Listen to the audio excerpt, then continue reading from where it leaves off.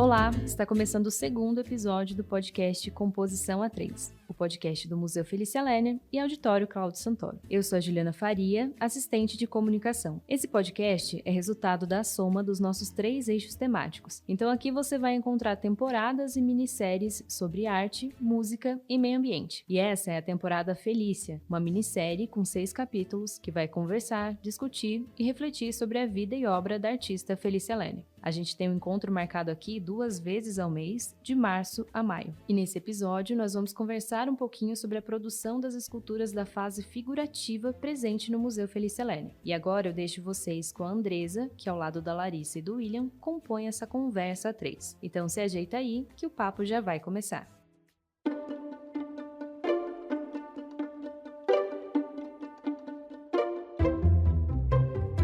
Olá pessoal, meu nome é Andresa, sou formada em Biologia e faço parte do setor educativo do Museu e Auditório. Oi galera, eu sou a Larissa, sou artista visual e arte educadora e faço parte da equipe do educativo do Museu e Auditório. Olá a todos e todas, eu sou o William, sou formado em História e faço parte da equipe do educativo do Museu e Auditório. E no episódio de hoje, nós iremos falar sobre a fase figurativa da artista Felícia Lerner. Mas o que será que significa essa fase figurativa? Será que está relacionada a figuras e formas?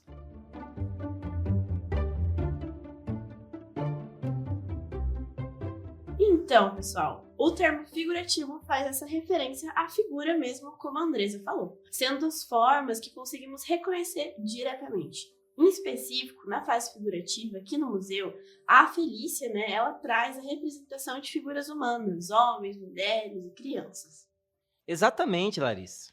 E antes de você mergulhar nesse contexto do museu e da fase figurativa, eu queria sugerir a você, ouvinte, que ainda não ouviu o nosso primeiro episódio, Felícia, Vida e Obra, ouça para conhecer também um pouco do contexto da vida da artista Felícia Lerner. Bom, é importante percebermos esse círculo artístico no qual a Felícia estava inserida. Então ela respirava o contexto modernista paulista da época. Então ela não estava só cercada por artistas, mas também idealizadores dos principais museus da cidade de São Paulo e, posteriormente, das bienais, como Títilo Matarazzo, Yolanda Penteado, Pietro Maria Barti, entre outros. Nesse caso, a Yolanda Monhali, que a gente vai falar daqui a pouco, fazia parte do grupo dos 7, formado por Elizabeth Noblin, Vitor Brecheret, Rino Levi, Regina Grazio, João Graz e o Antônio Gomiti. Só para pontuar, o grupo dos 7, segundo a pesquisadora Ana Farinha, era um grupo que tinha a intenção de dotar os artistas paulistas dos meios necessários à produção e à exposição de seus trabalhos. Então, a Felícia passa a frequentar o ateliê da Yolanda Monhali, aprendendo desenho e pintura. Só que não é aí onde ela se encontra. Quando ela conhece a escultora e ceramista Elizabeth Noblin, é que temos esse pontapé inicial no mundo das esculturas, que vai ter uma guinada quando ela conhece e passa a ser aprendiz, do escultor Vitor Brecheret, com quem ela aprendeu e trabalhou no ateliê onde a gente encontra agora o Monumento às Bandeiras, lá no Parque Ibirapuera, em São Paulo. É nesse momento que nasce uma das primeiras obras que localizamos aqui no Museu Felícia Lerner, figura clássica, datada de 1950. Vamos conhecer mais sobre ela?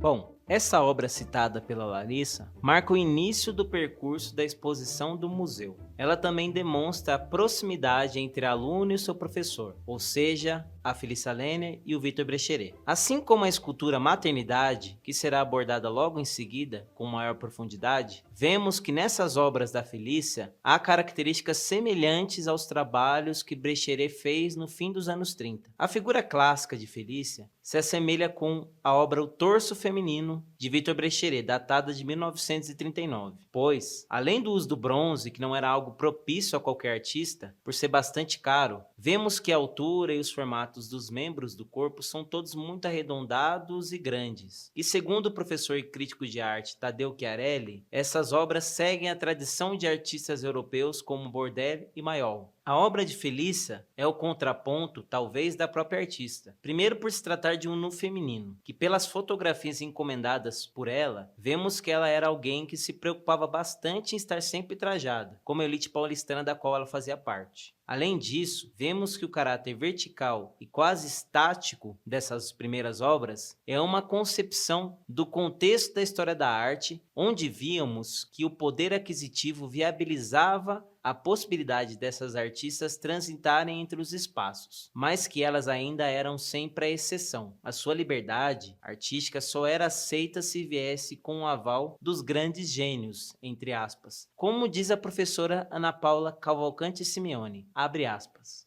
Um dos desafios que temos ao analisar as obras das mulheres artistas é o de enfrentar todo um conjunto de lugares discursivos que a inscrevem em posições desprestigiadas, de esposas, alunas ou filhas de outros artistas. Fecha aspas.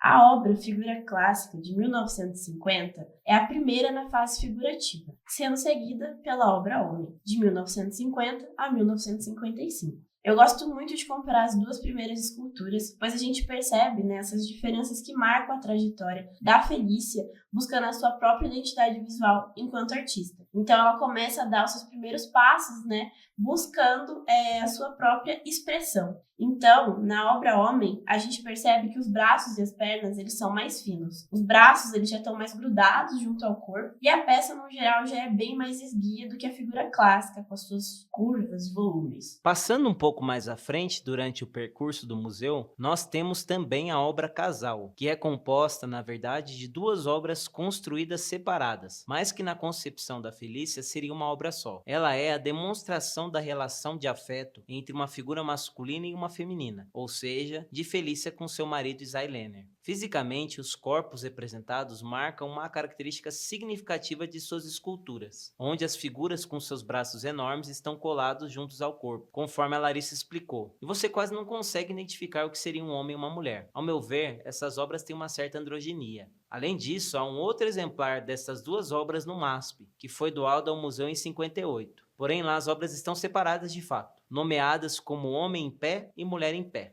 E essa fase figurativa, ela começou em 1950 e foi até 1958. Ela é muito marcada pelo tema maternidade. E tem um poema da Felícia que retrata muito bem esse assunto. Eu vou ler um trecho aqui para vocês. Abre aspas. Eu sinto a força muito grande da maternidade. Tudo para mim é nascer, amar e criar. Até agora, com muita idade, não pareço ter mudado. Alguma coisa das mulheres bíblicas em mim ficou, e sinto poder amar, poder sempre criar, através de tudo que pode germinar. Se o amor ainda vier, com certeza ao meu espírito se unirá, e na minha arte nascerá. Fecha aspas. Dentro da fase figurativa, temos a obra Giselda, datada em 1958. Essa obra é feita em bronze e é representada por uma mulher que envolve suas mãos em duas figuras menores, que podemos imaginar que sejam duas crianças. Toda essa estrutura é envolvida por dois arcos que criam uma espécie de nicho, que protege essas figuras. Então, nesses arcos, há várias representações que estão em relevo. Aí é a parte que entra a imaginação das pessoas. Podemos interpretar como pequenos anjos ou crianças. A obra Giselda foi uma homenagem da Felícia Lenner para sua filha Giselda Lenner e está localizada na parte mais alta da fase em que ela pertence. Temos também duas obras chamadas Maternidade, uma em granito, de 1952, e a outra feita em bronze, de 1955. A Maternidade, de 1952, chegou no Museu e Auditório em 2014 por meio da Secretaria de Cultura do Estado de São Paulo e da Campo Ortinari. Anteriormente, essa obra estava em um hospital de São Paulo, conhecido popularmente como Hospital Matarazzo. E hoje, essa obra se encontra em destaque, bem na entrada do museu, próximo à bilheteria. E é uma obra que, particularmente, eu acho muito bonita. Nela, temos uma mulher sentada que está abraçando um bebê, representando muito bem a maternidade. Já a segunda obra, que também se chama Maternidade, só que essa de 1955, já tem uma pegada completamente diferente. Mesmo seguindo essa temática e tendo o mesmo título, ela é a porta de entrada para a fase abstrata. Essa escultura é representada por uma figura central e mais duas figuras que estão interligadas a ela, quase como se fossem expansões. Podemos perceber, que a Felícia ela começou a sua trajetória depois de criar os seus filhos, mas isso não impediu que ela seguisse a sua produção. Eu gosto muito de um trecho do livro Felícia Lenner, A Arte como Missão, escrito pelo Frederico Moraes, onde a artista diz, abre aspas, dizem que comecei tarde a praticar a escultura. Não sei o que quer dizer tarde ou cedo, pois não fui eu que ajudei a fazer as belas esculturas da Grécia, do Egito e da Índia. Não fui eu que ajudei a carregar as pedras e a amassar o barro. Tudo está no tempo, como o tempo está em tudo. Nós estamos aqui para relembrar, fecha aspas. Eu gosto muito dessa parte, né, porque ela mostra como cada um tem o seu tempo e isso não é um fator para limitar a gente. Isso mesmo, Larissa. Depois desse trecho emocionante, fica até difícil retomar, mas vamos seguir. Os anos 50 foram bem intensos para a artista. Felícia participou da 2ª e 3ª Bienal de São Paulo. Nessa última, inclusive, ela ganhou um prêmio Aquisição pela obra Moça em Pé, que foi vendida ao Museu de Arte Moderna do Rio de Janeiro. Mas esse assunto da Bienal será tratado em um episódio especial dedicado somente às Bienais de São Paulo. Felícia também expôs na Galeria das Folhas, em 57, que foi um importante espaço de exposição para artistas que eram contrários aos rumos da 4ª Bienal de São Paulo. A exposição mais significativa da galeria foi a dos 12 artistas de São Paulo, que contou com a participação de Felícia Lenner, Flávio de Carvalho, Flexor, Moça Pinto, Bela Prado, entre outros artistas. Um assunto muito legal que também deve ser destacado aqui é como são feitas essas obras em bronze. De uma forma bem resumida, para trabalhar com esse material é utilizada uma técnica chamada de cera perdida, onde o artista faz o seu molde em material maleável e em seguida produz uma forma em gesso ou outro tipo de material. Depois aplica uma camada de cera nessa forma e em seguida criam mais uma camada de gesso em cima dessa camada de cera. Então é jogado o bronze derretido que está em altas temperaturas. Por fim, essa cera derrete e temos a escultura em bronze.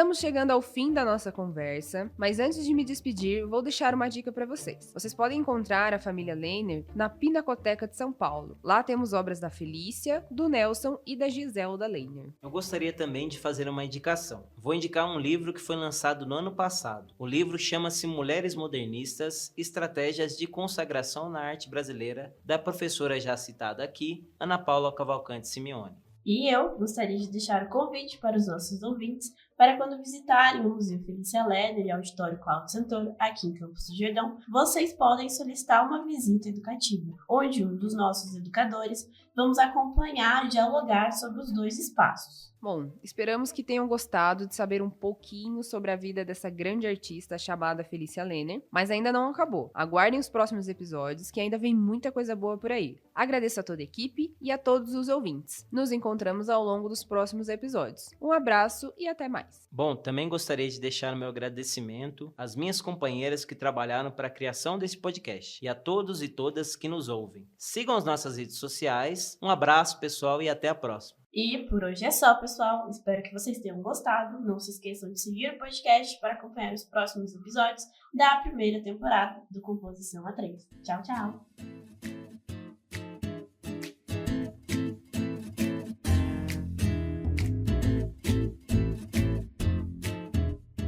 Depois de todas essas dicas maravilhosas, eu voltei para me despedir de você e fazer aquele pedido. Se você ficou a fim de ouvir um pouco mais sobre esse e outros temas relacionados à arte, música e meio ambiente, já segue nosso podcast, que a cada 15 dias nós temos um encontro marcado aqui. E conta pra gente o que você achou desse segundo episódio. É só entrar nas nossas redes sociais e deixar lá o seu comentário. Esse foi o podcast Composição A3. Foi um prazer estar com você. Até a próxima!